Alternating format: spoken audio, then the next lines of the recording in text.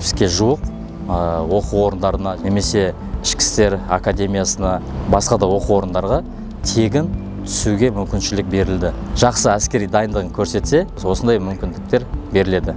2022 жылы әскерге кеткен жас сарбазымыз Каримов Бекжігіт деген қорғаныс министрінің қолынан осындай сертификат жеңіп алды.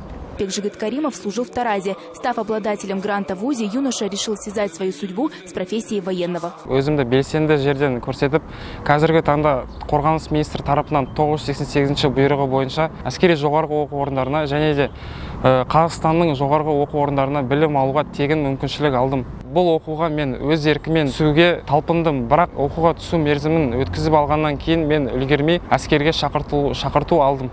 Бұл сертификатты алу өте оңайға соққан жоқ.